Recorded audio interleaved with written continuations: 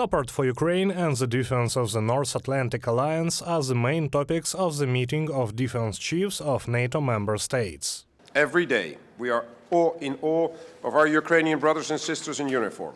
They are fighting a war on an unprecedented scale, in uncharted doctrinal territory. History books will show Ukraine has transformed modern warfare, and they are moving forward every day. Every success is one step closer to victory.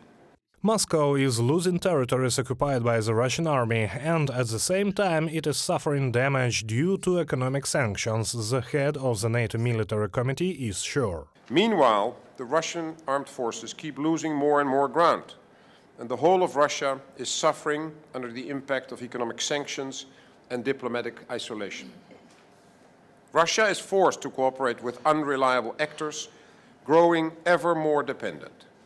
And yet, the Russian leadership still believes that it will outlast the collective resolve of the Ukrainian people and all those who stand with them. Bauer did not say who exactly he considers such an unreliable partner, but his statement came 3 days after the meeting of Russian President Vladimir Putin and North Korean leader Kim Jong-un. Their negotiations behind closed doors lasted more than 5 hours. Details of the agreements reached have not been disclosed. Washington assumes that the DPRK will supply Russia with significant amounts of ammunition in exchange for access to advanced weapons and technology.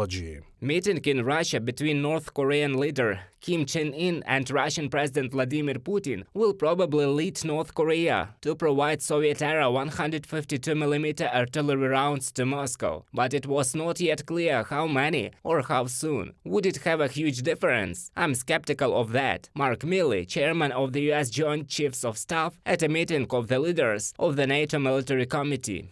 North Korea has not used Soviet weapons since the Korean War. This means that the country definitely has a large amount of ammunition. According to American intelligence data cited by CNN, we are talking about tens of millions of artillery shells and missiles. The transfer of weapons from North Korea to Russia would be a violation of a number of UN Security Council resolutions, the US State Department emphasized. We, of course, have aggressively enforced our sanctions against entities that fund Russia's war effort, and we will continue to enforce those sanctions and will not hesitate to impose new sanctions if appropriate.